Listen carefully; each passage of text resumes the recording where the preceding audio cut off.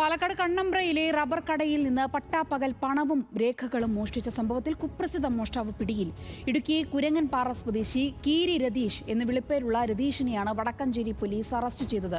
സംസ്ഥാനത്തുടനീളം 40ഓളം മോഷണ കേസുകളിൽ പ്രതിയായ ഇയാളെ CCTV ദൃശ്യങ്ങൾ കേന്ദ്രീകരിച്ച് നടത്തിയ അന്വേഷണത്തിലാണ് പോലീസ് വലയിലാക്കിയത്.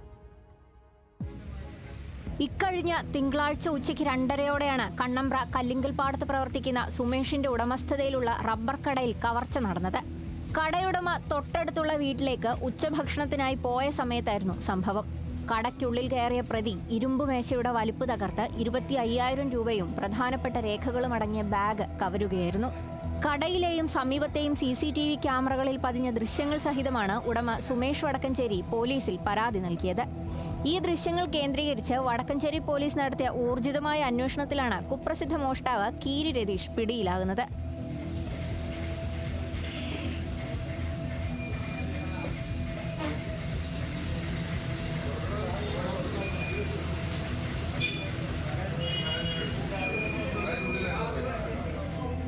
സംസ്ഥാനത്തെ വിവിധ പോലീസ് സ്റ്റേഷൻ അതിർത്തികളിലായി ഇയാൾക്കെതിരെ 40ഓളം മോഷണ കേസുകൾ നിലവിലുണ്ടെന്ന് പോലീസ് വ്യക്തമാക്കി.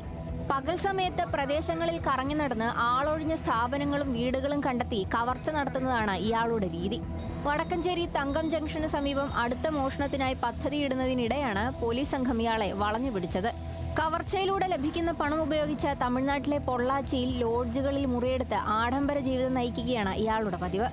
സംഭവസ്ഥലത്തെത്തിച്ച് തെളിവെടുപ്പ് പൂർത്തിയാക്കിയ പ്രതിയെ കോടതിയിൽ ഹാജരാക്കി റിമാൻഡ് ചെയ്തു. Vadakkancheri CI MP Abi, SI Fadil Rahman, senior civil police ഓഫീസർമാരായ John Cruz, G Baveesh, civil police ഓഫീസർമാരായ R അഭിജിത്ത്, M ജ്യോതിഷ് എന്നിവരടങ്ങിയ സംഘമാണ് പ്രതിയെ പിടികൂടിയത്. ന്യൂസ് മലയാളം, പാലക്കാട്.